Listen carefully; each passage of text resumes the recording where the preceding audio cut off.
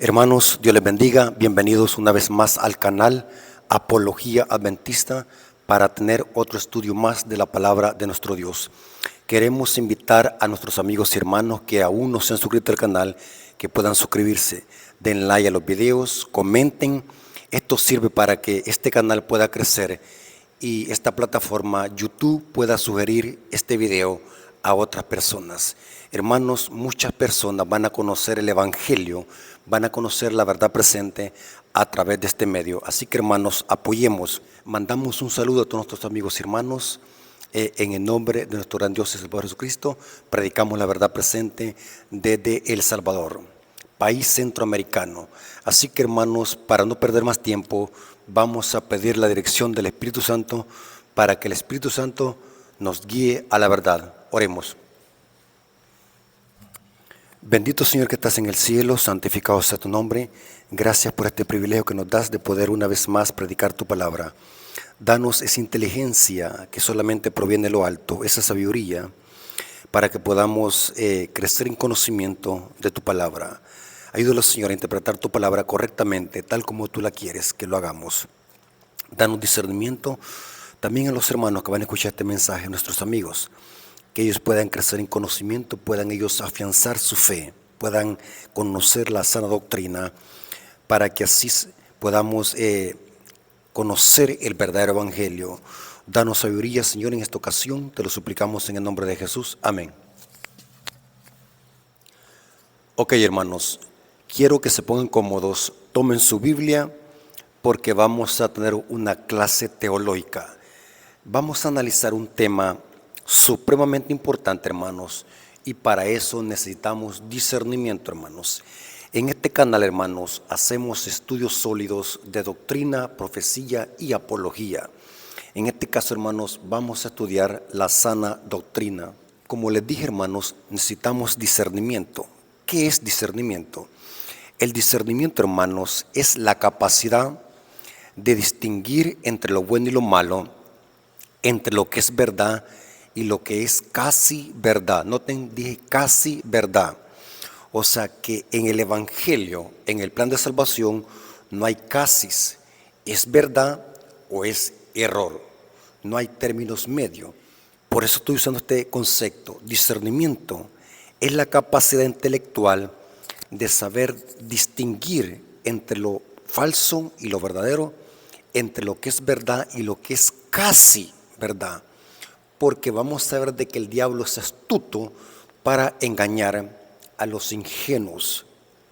El discernimiento es un atributo del Espíritu Santo que Dios le da al creyente, sus hijos. Los hijos de Dios tienen que tener discernimiento. Un hijo de Dios tiene que tener sabiduría, tiene que tener inteligencia.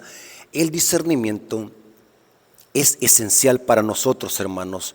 Si usted y yo no tenemos discernimiento, vamos a ser engañados por el enemigo. El discernimiento fue una orden dada a los sacerdotes levitas y por ende también al pueblo. Esto está en Ezequiel 44:23, dice: y enseñarán a mi pueblo a hacer diferencia entre lo santo y lo profano, y les enseñarán a discernir, ahí está la palabra discernir, entre lo limpio y lo no limpio. Discernimiento, hermanos. Hoy más que nunca, como hijos de Dios, necesitamos discernimiento, hermanos. Pidamos a Dios ese discernimiento para ser analíticos, para ser estudiosos de la palabra, para que podamos hacer diferencia entre la verdad y el error, y entre lo que es verdad y lo que es casi verdad. Noten cómo dice Hechos 17, versículo 11 al 12. Estoy usando esta cita como un preámbulo, como una introducción, porque vamos a estudiar un tema caliente y necesitamos, hermanos, discernimiento. En Hechos 17, versículo 11 al 12, encontramos que los cristianos de Berea eran hijos de Dios que estaban en Berea, eran unos grandes estudiosos de las Escrituras y tenían discernimiento. Dice así: y estos eran más nobles que los que estaban en Tesalónica, pues recibieron la palabra con toda solicitud, escudriñando cada día para ver si estas cosas eran así. O sea, que no se conformaban con lo que oían de Pablo, aplicaban el discernimiento, iban a las escrituras para ver si lo que decía Pablo estaba en armonía con las escrituras del Antiguo Testamento, la ley y los profetas. Y noten, para ver si las cosas eran así, dice. Y así creyeron muchos de ellos. Noten, esto se llama seguir a Cristo con el intelecto, no por emociones, no por sentimientos. El verdadero evangelio convence a la gente de pecado, de justicia y de juicio, y eso tiene que ver con el intelecto. Aquí vemos que los de Berea, estos cristianos, usaron el discernimiento, usaron el intelecto, y eso los llevó a creer en el evangelio, a aceptar el evangelio. La predicación del evangelio no se basa en emociones y sentimientos. La predicación del evangelio habla al intelecto, y con un uso de razón, con un intelecto santificado, los hijos de Dios se convierten a Cristo. Y dice, y así creyeron muchos de ellos, mujeres griegos de distinción y no pocos hombres. ¿Pero por qué? Porque ellos se fueron a estudiar las escrituras, hermanos. Esto es discernimiento. Necesitamos, hermanos, hoy más que nunca, discernimiento. Usted, miembro de iglesia, necesitamos discernimiento. Usted, miembro activo o recién entrado a la iglesia, necesitamos discernimiento. Usted, anciano de iglesia, usted, director de escuela sabática, usted, líder de los jóvenes, necesitamos discernimiento hoy más que nunca, porque Satanás está atacando al pueblo de Dios por diferentes formas. Y necesitamos discernimiento. Noten cómo dice la matutina de Elena de White, Maranata, el Señor viene, en la página 198, párrafo 6, dice así. Noten, esto tiene que ver con discernimiento. A medida que nos acercamos al fin del tiempo, las falsedades estarán tan mezcladas con la verdad que únicamente los que tengan la dirección del Espíritu Santo podrán distinguir la verdad del error.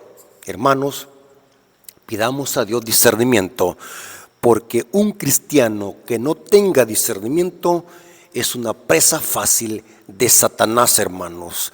Satanás juega con un cristiano sin discernimiento, así como un gato juega con un ratón. El diablo se burla de aquellos cristianos que no tienen discernimiento. Por lo tanto, hermanos, hay que pedir a Dios discernimiento. Noten cómo dice Conflicto de los Siglos, página 574, párrafo 1, hermanos. Noten por qué es necesario el discernimiento. Porque el diablo tiene una táctica bien refinada para engañarnos. ¿Y cuál es? Dice así, la sierva del Señor, en Conflicto de los Siglos, página 574, párrafo 1, dice: una de las trampas de Satanás consiste en mezclar con el error una porción suficiente de la verdad para cohonestar aquel. Esto dice el Conflicto de los Siglos. Yo me preguntaba, ¿qué es cohonestar? Para eso es el diccionario. Tengo el diccionario RAE, descargué la aplicación del diccionario RAE de la Real Academia Española y busqué qué es cohonestar. Dice así: dar apariencia de justa o razonable a una acción que no lo es. O sea, que Satanás, para hacer atractivo el error, usa suficiente verdad con una pizca de mentira. Así el error parece atractivo. Y si nosotros no tenemos discernimiento, vamos a ser presa de Satanás. Iglesias, necesitamos discernimiento. Ancianos, necesitamos discernimiento. Líderes de iglesia, necesitamos discernimiento. Por falta de discernimiento, muchas iglesias están apoyando la apostasía. Por falta de discernimiento, muchos ancianos están apartándose de la verdad y cayendo en apostasía. Por falta de discernimiento, muchos líderes están apoyando y aplaudiendo el error. Por falta de discernimiento. Muchos hermanos, por falta de discernimiento, no saben a quién creerle. Por falta de discernimiento, muchos hermanos se confunden y no hayan qué camino seguir. Por falta de discernimiento, muchos hermanos apoyan el error. Noten qué importante y vital es el discernimiento. Por eso es que era vital que los líderes de Israel, los sacerdotes, tuviesen discernimiento. Era un requisito indispensable para los sacerdotes levitas en el santuario, tener discernimiento. Ahora, hermano, ¿por qué usé estas citas como introducción? Aquí viene lo interesante, hermano. Vamos a seguir hablando del libro Conflicto de los Siglos que la casa editora Haces manipuló, quitándole un 40% del contenido original, simplemente por no ofender al sistema católico romano y al protestantismo apóstata. El libro Conflicto de los Siglos, publicado por la casa editora Haces en Sudamérica, es una verdad ponzoñosa. Por lo tanto, un libro que contenga una verdad a medias, eso es un error completo porque no se está entregando la verdad completa. Vamos a ver algo interesante. Y esto se pone súper interesante. Quiero que se concentren, hermanos. Aquí en mi mano tengo el libro Conflicto de los Siglos de IALPA, la que se entregó en Centroamérica y en muchos países. Este libro está completo. Es la revisión de 1911 que Elena de Guaya aprobó antes de morir. Es interesante, hermanos, que el libro manipulado y mochado que publicaron en Sudamérica no solamente suprime la verdad, sino que también ataca el mensaje adventista. Noten lo que investigué. Esto es terrible, hermano. Por eso es que les dije, necesitamos discernimiento. Es interesante que el libro Conflicto de los Siglos, manipulado y mochado por Sudamérica, por la casa editora Haces, no solamente suprime la verdad, sino también que ataca el mensaje adventista. Interesante. El libro Conflicto de los Siglos, manipulado, ataca el concepto de pecado que da la Biblia. Lo ataca sutilmente. Por eso es que les dije, necesitamos discernimiento. Una persona que no tenga discernimiento no va a captar el error sutil. Interesante. Pero como sabemos de que en este canal, ese es el objetivo de este canal, desmantelar errores teológicos y falsas doctrinas. Por eso, hermanos, antes de subirlos a este púlpito, pasamos horas y horas estudiando, leyendo. Paso algunas veces hasta 6 horas estudiando la Biblia y el Espíritu de Profecía. Porque necesito, hermanos, transmitirle a ustedes la verdad 100% bíblica, basada en la Biblia y el Espíritu de Profecía. Es interesante que el libro mochado, así le llamo yo, mochado, que publicó la casa editora Haces en Sudamérica, no solamente ataca, no solamente suprime la verdad, sino que también ataca el concepto bíblico de lo que es pecado.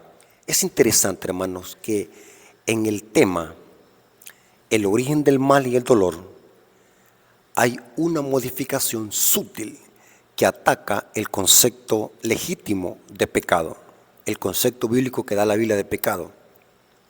Ustedes se van al capítulo 29 del libro Mutilado por la casa editora Haces, van al tema el origen del mal y el dolor y van a leer el siguiente párrafo que habla del origen del pecado y noten cómo ellos lo escriben. Noten que voy a leer de primero el libro Mutilado, capítulo 29 del libro Mutilado por la casa editora Haces. Repito, para que no vaya a haber ninguna confusión y ustedes estén poniendo atención a lo que estoy diciendo y que me vayan siguiendo. No quiero que crean lo que yo digo, quiero que me vayan siguiendo y se concentren. Noten cómo dice este párrafo en el libro Mutilado, en el capítulo Origen del mal y el dolor. Dice: el pecado es un intruso por cuya presencia no puede darse ninguna razón. El excusarlo sería defenderlo. Si se pudiera encontrar una excusa para ello, dejaría de ser pecado.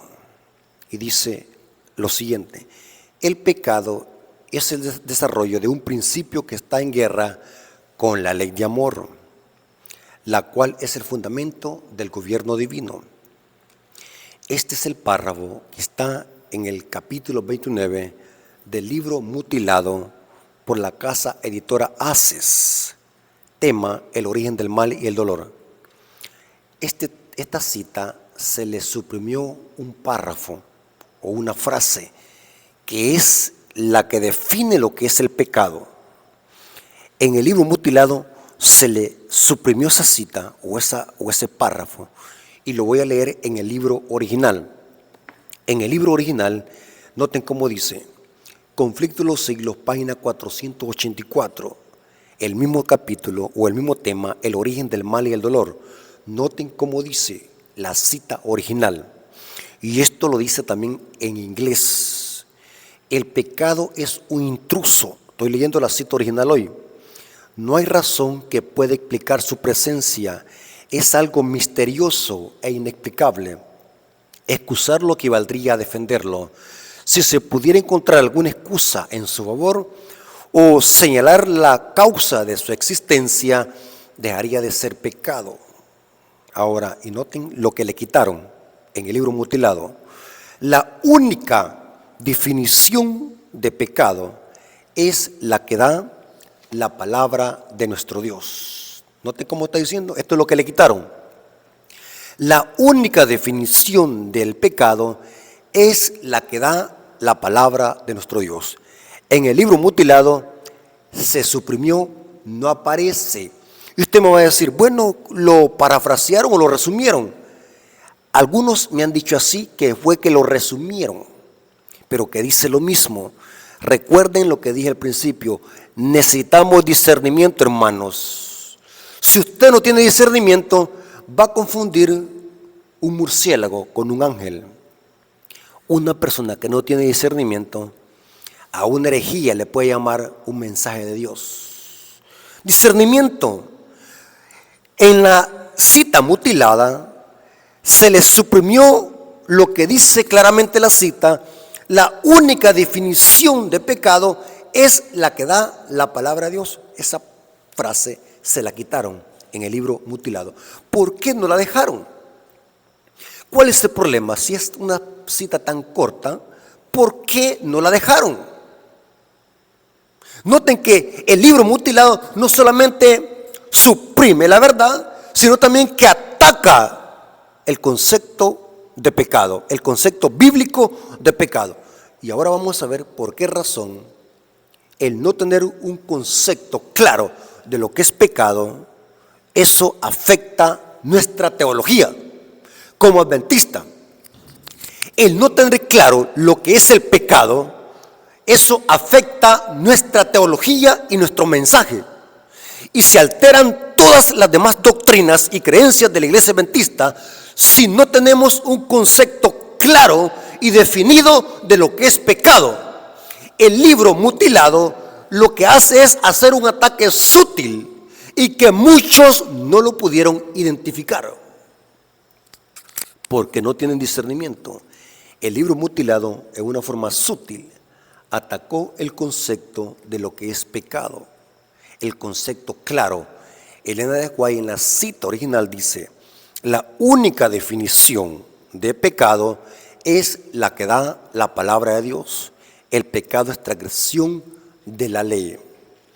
La cita de Mutilada solamente le pusieron así: el pecado es un desarrollo de un principio que está en guerra con la ley de amor, la cual es el fundamento del gobierno divino. No aparece en el libro Mutilado la frase: el pecado es transgresión de la ley. Interesante. Notaron claramente que quitaron la definición de lo que es pecado.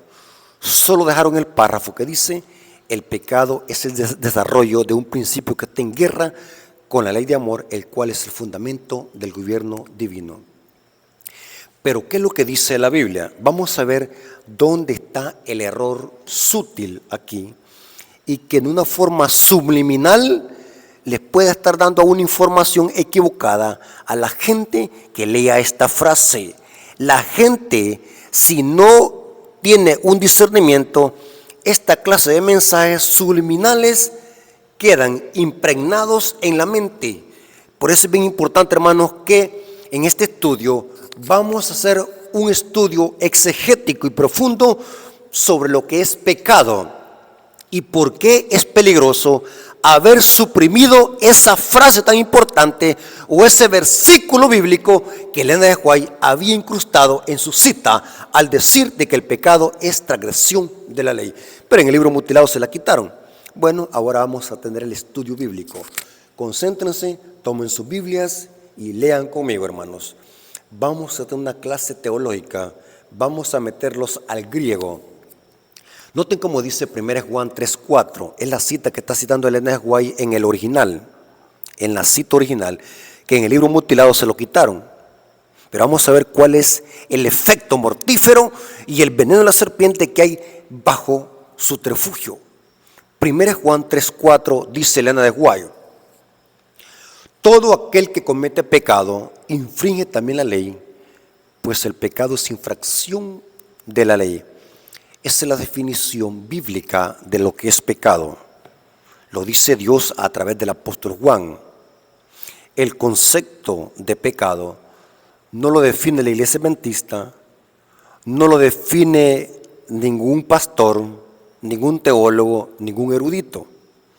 La definición bíblica, dice Elena de White, es la que da la palabra de Dios, la definición de lo que es pecado. El pecado es transgresión de la ley. Aquí el apóstol Juan está usando dos palabras griegas. Si ustedes tienen duda, búsquense un diccionario Strong o un léxico griego y hebreo. Yo uso por lo consiguiente la concordancia Strong. Uso también el léxico griego y hebreo Westcott y Hort, y también uso el léxico griego Techondor. Es interesante que en el griego el apóstol Juan está usando dos palabras aquí. Una es armatilla para pecado y etimológicamente armatilla es errar al blanco. Pecado es errar al blanco, armatilla. Y la otra palabra que usa Juan aquí para infracción de la ley es anomía. En otras palabras, Juan está diciendo aquí, todo aquel que comete armatilla, o sea, pecado, infringe también la ley, pues el pecado, o sea, el pecado es anomía, es infracción de la ley, armatilla y anomía. Si tienen dudas, váyanse a un léxico griego. Hermanos, la definición de pecado es la que da la Biblia, transgresión de la ley, pero en el libro mutilado fue suprimida y en una forma subliminal y sutil ataca el concepto de pecado, hermanos. Porque desde hace años se está atacando sutilmente nuestras creencias y doctrinas. Desde que se introdujo a nuestra iglesia el famoso libro Preguntas sobre Doctrina, publicado cerca de los años 1950, este libro vino a dividir la iglesia, vino a darle un vuelco a las creencias y doctrinas de la iglesia. Un libro que está saturado de pecado original, teología católica, doctrina católica del pecado original. Desde hace años está la iglesia adventista siendo bombardeada con conceptos teológicos errados que no tienen nada que ver con nuestras creencias, ni doctrinas, ni con nuestros pilares. Porque la iglesia adventista tiene 28 creencias, 6 doctrinas y tenemos 7 hitos, 7 pilares adventistas. Por falta de tiempo no puedo explicarles cada uno de ellos, pero la iglesia adventista tiene 28 creencias, 6 doctrinas y 7 hitos. Interesante. Ahora, ¿por qué nosotros decimos de que Elena de White tenía claramente el concepto de pecado y que en el libro mutilado se lo suprimieron? Elena de White no solamente lo dice en el conflicto de los siglos, que el pecado es transgresión de la ley. Elena de White tiene decenas de citas. Yo solamente voy a usar algunas para que vean de que Elena de White tenía claro el concepto de lo que es pecado. Claro, sin ambigüedad y sin andar balbuceando o siendo neutrales. Elena de White tenía claro el concepto de pecado. Nunca, ni en ninguna cita, Elena de White dijo que el pecado sea una condición o un estado.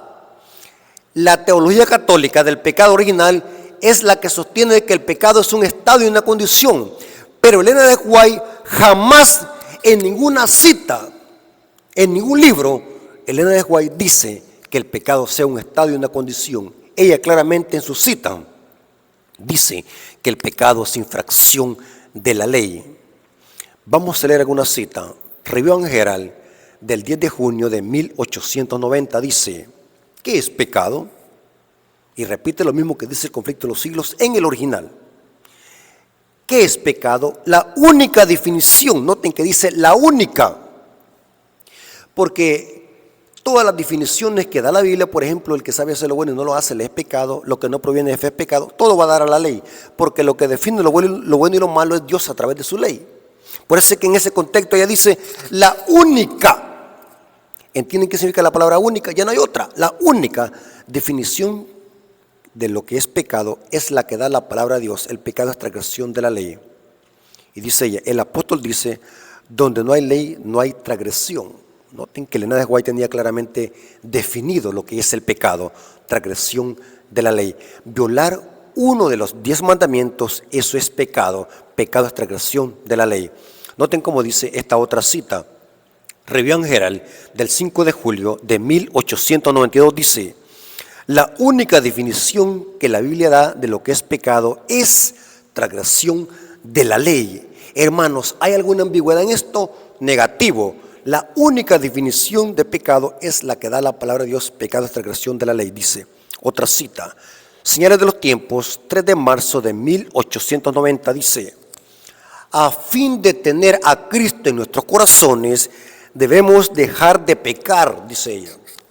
Noten que Elena de White nunca dijo en sus escritos, ni tan siquiera lo insinuó, de que vamos a estar pecando hasta la venida de Cristo. Esta es teología diabólica.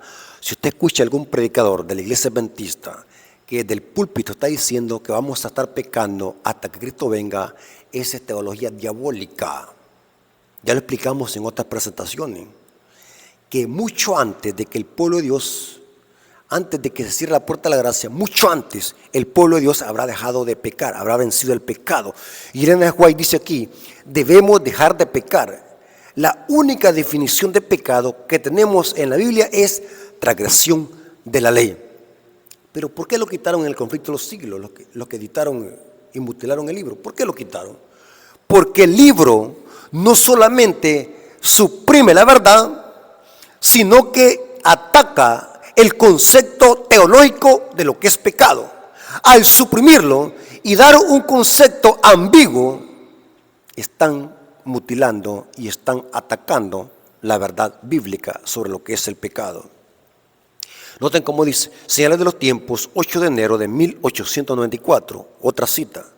La única definición dada a la palabra de Dios respecto a que es pecado se encuentra en 1 Juan 3:4, dice ella.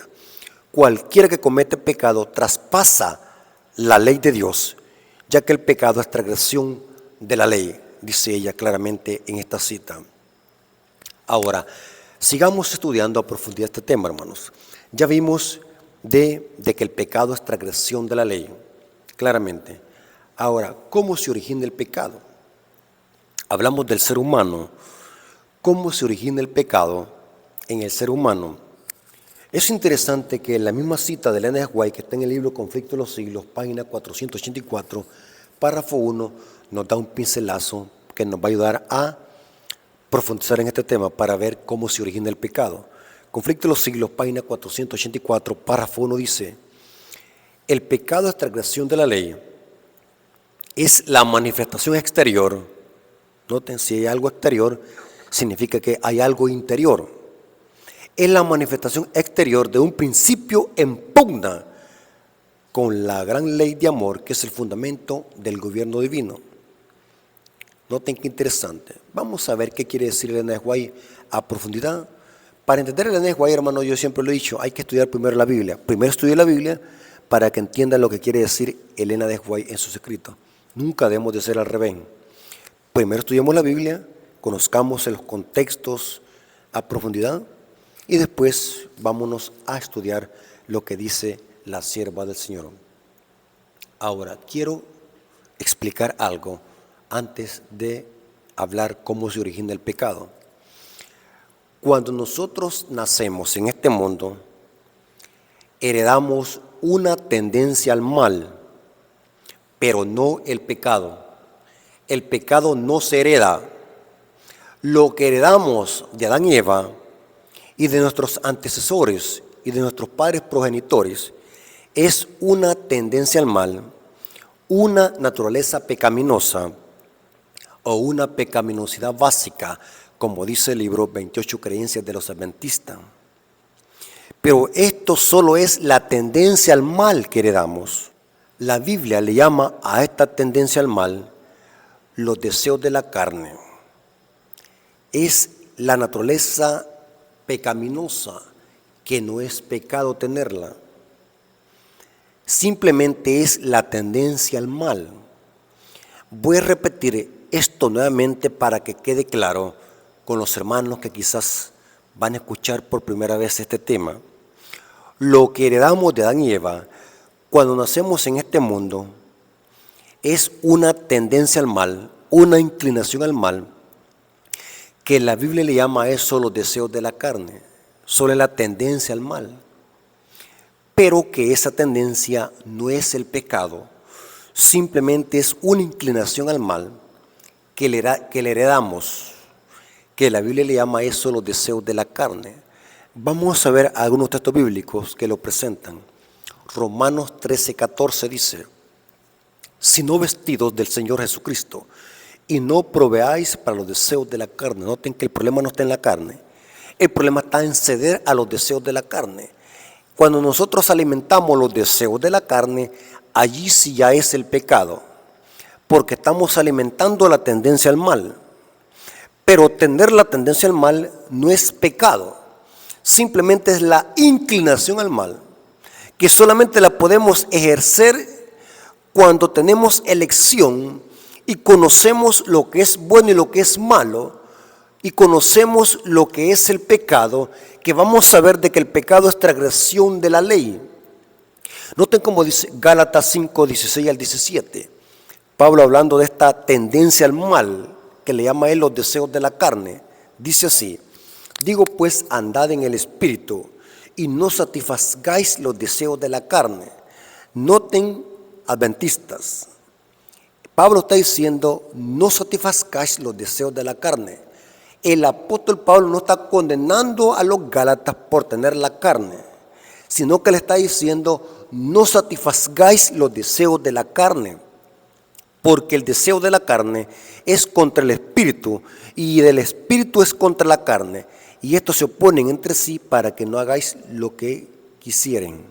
No tenemos una tendencia al mal, una inclinación al mal que le heredamos.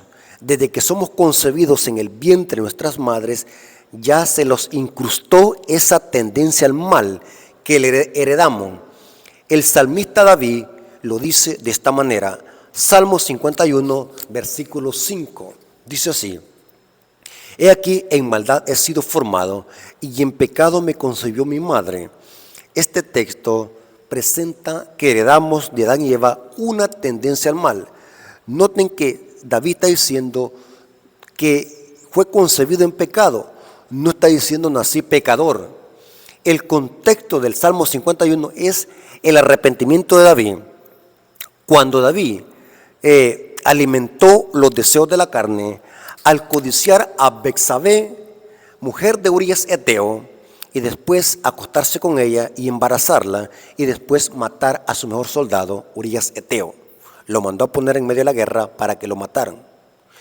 Por eso es que David aquí dice, en pecado me concibió mi madre, o sea que no está disculpando su tendencia al mal, porque por alimentar la tendencia al mal, David cometió el pecado por el cual se está arrepintiendo en el Salmo 51.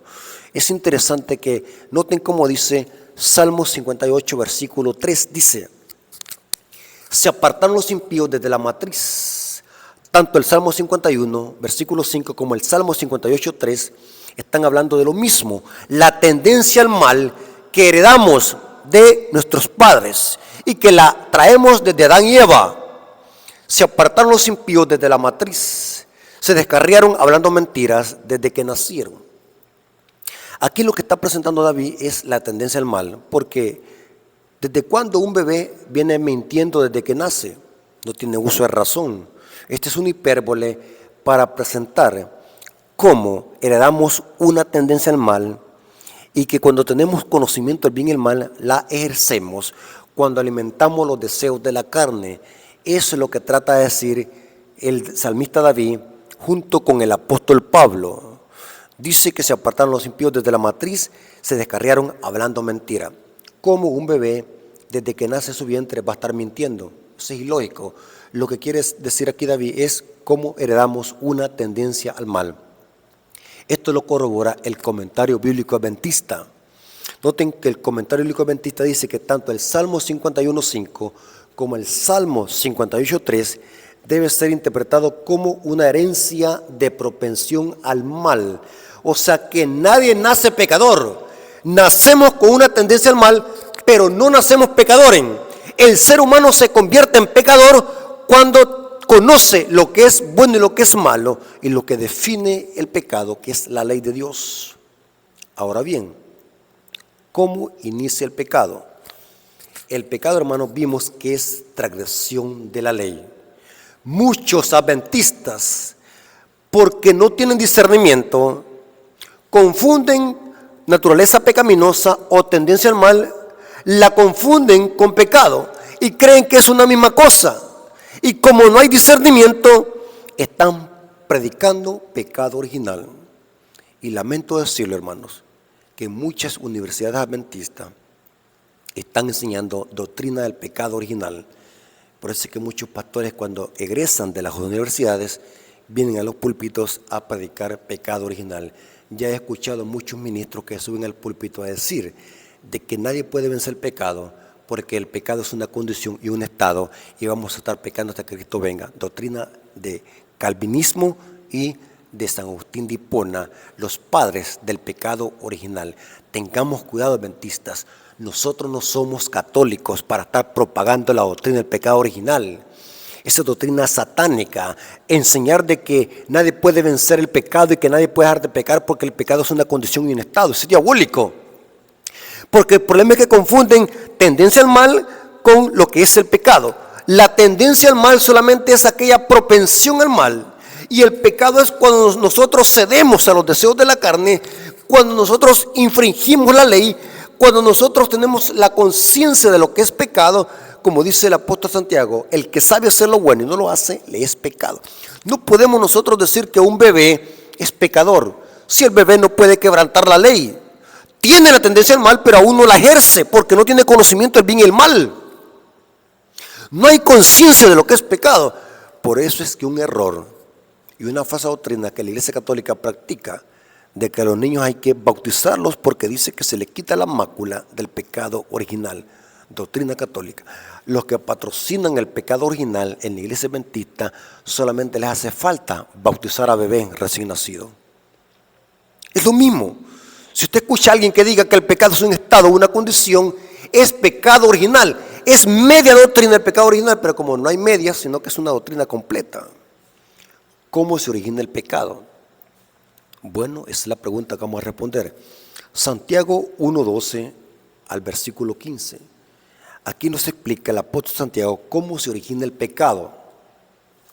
Noten, por eso es bien importante tener claro el concepto de lo que es pecado y lo que es tendencia al mal.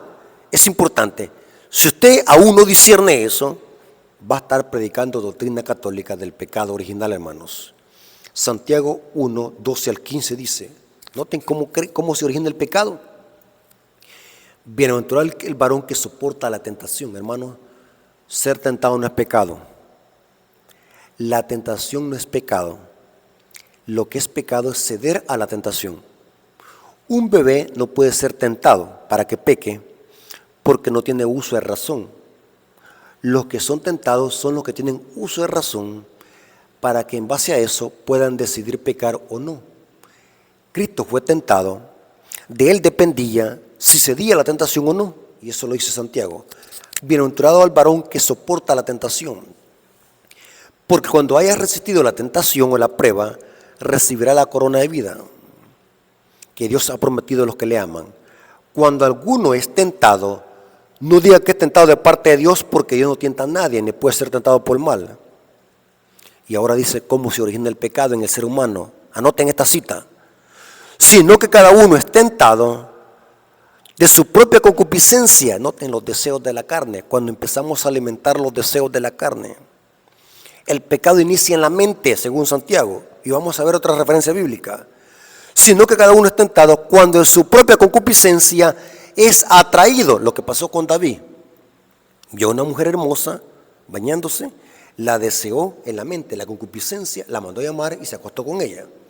Sino que cuando su propia concupiscencia es atraído y seducido, entonces la concupiscencia tiene que ver con un mal deseo interno en la mente. Después que ha concebido, da luz al pecado. ¿Y qué es pecado? Transgresión de la ley. O sea que el pecado, ¿a dónde inicia? En la mente. Y el pecado, siendo consumado, da luz a la muerte. Se manifiesta externamente. El pecado que inicia en la mente se manifiesta externamente. Por eso es que Elena G. White, noten cómo dice, el pecado es transgresión de la ley. Es la manifestación exterior de un principio en pugna. ¿El principio en pugna cuál es? El deseo pecaminoso, el deseo interno que se manifiesta dentro del ser humano, en la mente, se manifiesta externamente. Es la manifestación exterior de un principio en pugna con la gran ley de amor, que es el fundamento del gobierno divino. Noten cómo dice Cristo en Mateo 15, 19, ¿dónde se origina el pecado? ¿Dónde comienza la transgresión de la ley? Inicia en la mente, con la concupiscencia, con el mal deseo. Mateo 15, 19 dice Cristo aquí, porque del corazón, noten ahí está el principio en pugna, que se manifiesta en exterior, en lo exterior. Porque del corazón salen los malos pensamientos. El corazón es sinónimo de la mente. Busquen un diccionario Strong. Corazón es sinónimo de mente, porque con el corazón no pensamos, sino que es con la mente. Porque de la mente o del corazón salen los malos pensamientos. ¿El qué? Los homicidios. Esto sí es transgresión de la ley, esto sí es pecado. Los adulterios, las fornicaciones, los hurtos, los falsos testimonios y la blasfemia. ¿De dónde nacen? No porque nacemos en este mundo, sino nacen cuando acariciamos el deseo pecaminoso y alimentamos la carne. Interesante. Alimentar la carne, eso inicia en la mente y se manifiesta en acciones externas. Aquí dice fornicación, adulterio, blasfemias y falsos testimonios. Todo inicia en la mente. Antes de asesinar a alguien, esa persona lo tuvo que haber pensado en la mente. Antes de cometer adulterio, esa persona lo planeó en la mente. Antes de fornicar, la persona lo tuvo que haber pensado en la mente. Antes de levantar un falso testimonio contra el prójimo, la persona lo tuvo que haber pensado en la mente. Antes de hurtar, el ladrón lo piensa en la mente. Antes de decir una blasfemia, la persona lo piensa en la mente. Todo es en la mente, porque el pecado inicia en la mente. Noten cómo dice Génesis 3:6, hablando de la tentación que Satanás le puso a Eva. Noten dónde inició el pecado en Eva. Génesis 3:6 dice, y vio la mujer que el árbol era bueno para comer. Noten, lo observó. Y por los ojos entró la codicia, y que era agradable a los ojos, y el árbol era codiciable. Noten, la codicia tiene que ver con algo interno. Aquí está trabajando ya la mente. Codiciable para alcanzar sabiduría, y tomó de su fruto y comió. Ahí está la manifestación externa. Lo interno era la codicia y la manifestación externa era ¿qué? Comer del fruto prohibido. O sea que Eva pecó no cuando comió, sino cuando lo pensó.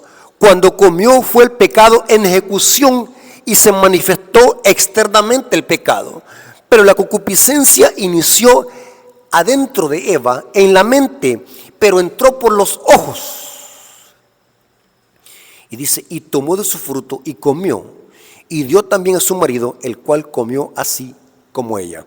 El pecado inicia en la mente y se manifiesta en acciones externas. Pablo dice en Romanos 7:7, dice, ¿qué diremos pues? ¿La ley es pecado? En ninguna manera. Pero yo no conocí el pecado sino por la ley, porque tampoco conocí la codicia si la ley no dijera, no codiciarás. ¿Por qué el apóstol Pablo usa el 10º mandamiento que está en Éxodo 20:17? Usa la codicia. Porque todo pecado externo inicia con la codicia. El pecado es transgresión de la ley. Nadie nace pecador y nadie se condena por nacer en este mundo a menos que haya una elección. Por eso es que la predicación del Evangelio es para todo el mundo, porque a través de la predicación del Evangelio Dios da una opción a la humanidad de elegir si se salvan o se pierden, si creen en el Evangelio o lo rechazan.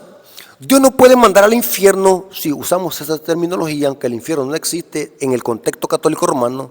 Ya hemos explicado en otros temas qué es el infierno, qué es la Gehenna, pero hablemos en esa terminología para cargar un punto. Dios no puede mandar al infierno a un bebé solamente porque nació en este mundo. Dios no puede mandar a los hombres solamente porque nacen sin haber elegido. ¿Dónde está libre elección? ¿Dónde está libre albedrío? Me explico, hermano. El pecado tiene que ver con libre elección. Y eso solamente lo ejerce alguien que tenga uso de razón y que conozca lo bueno y lo malo. Voy a leerle 2 citas de Ellen G. White, donde estas citas presentan en lujo de detalle lo que es el pecado. Por eso es que Satanás quiere eliminar de nuestra mente el concepto legítimo de lo que es pecado. Ellen G. White tenía claramente el concepto de lo que es pecado.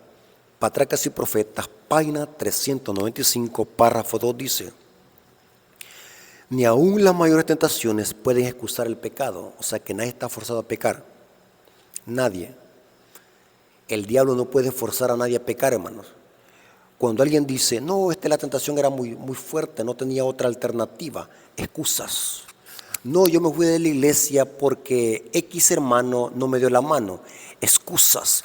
Nadie es forzado a pecar.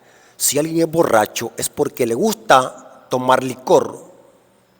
No es porque el diablo lo haya forzado. El diablo solamente pone la tentación. De nosotros decidimos si la tomamos o no. ¿Me doy a explicar, hermano? No hay ninguna excusa para el pecado. Si alguien no quiere venir ya a la iglesia, que lo acepte. Ya no quiere venir, pero no le eche la culpa al hermano. Si alguien le molestó un mensaje, no le eche la culpa al predicador. Acepte, es usted el que anda mal. No hay ninguna excusa para el pecado. No puede decir usted, no tenía otra alternativa, por eso lo hice. Excusan.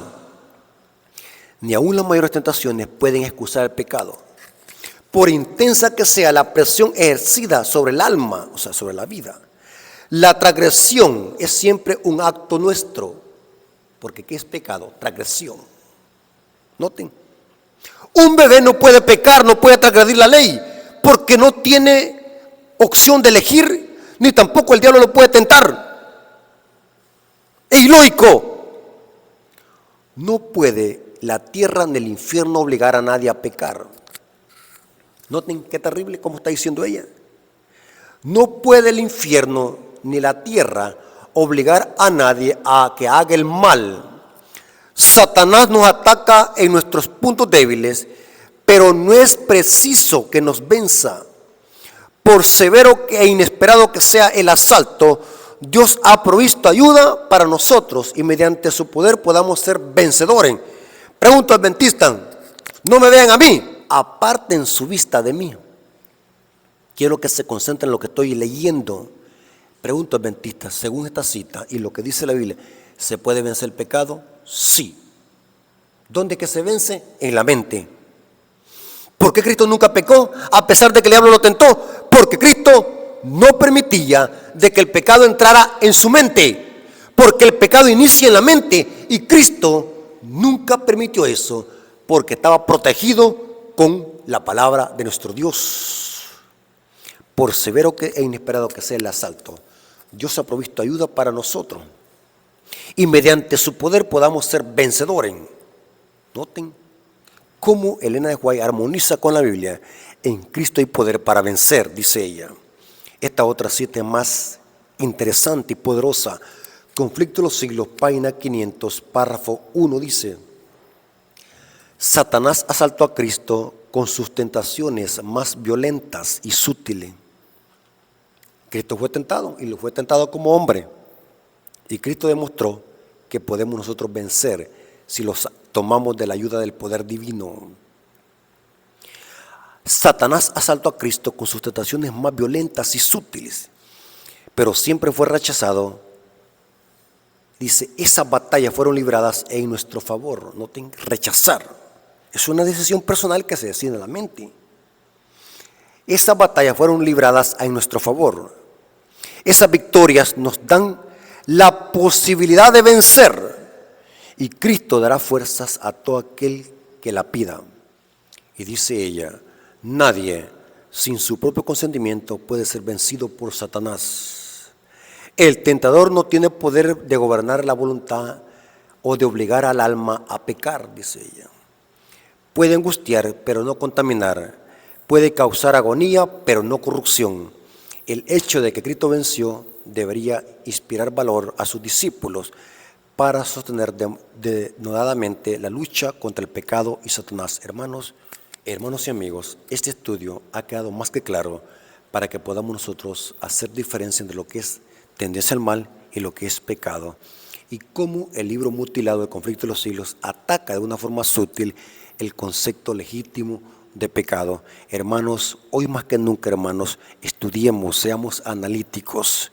Ya dejemos, hermanos, de estar escuchando esos temas halagüeños, temas que a usted no le despiertan la mente. Yo a muchos hermanos les digo, tengan cuidado con la clase de predicadores que están escuchando. Hay predicaciones que en lugar de abrirle la mente y hacer de que tenga discernimiento, lo están adormeciéndolo y no lo están preparando para la crisis final, hermano. Mientras Satanás está preparándose para su último engaño, mezclando mucha verdad con error, no podemos nosotros estar durmiendo y entreteniendo a las iglesias. Hay que alertar a la iglesia. No importa que los digan que estamos criticando o que estamos atacando a la iglesia, pero ustedes que tienen discernimiento saben de que no estamos atacando a la iglesia. Estamos exponiendo la verdad bíblica. Aquí en este canal no venimos a criticar a nadie, venimos a exaltar únicamente la verdad de Dios. Y todo sea para la gloria de nuestro Dios. Hermanos y amigos, espero que este estudio te haya servido para que seamos analíticos y pidamos sabiduría a Dios. Porque tenemos un enemigo astuto que anda buscando a quien devorar. Tengamos cuidado con los libros que estamos comprando. Seamos estudiosos, seamos analíticos. No compremos libros a lo loco. Estudiemos, seamos analíticos, profundicemos. Vamos a vender rodillas para darle gracias a nuestro Dios. Gracias, Padre eterno, por este estudio, gracias por tu palabra, gracias porque nos hemos dado cuenta que lo que es tendencia al mal y lo que es el pecado. Gracias, Padre eterno, porque estuviste con nosotros en este estudio, esperando que los amigos y hermanos que vayan a escuchar este tema, tu Santo Espíritu los guíe a la verdad y ellos puedan crecer en conocimiento para la honra y gloria de tu nombre. Gracias por este estudio, Señor, te lo agradecemos en el nombre de Jesús. Amén. Hermanos, Dios les bendiga.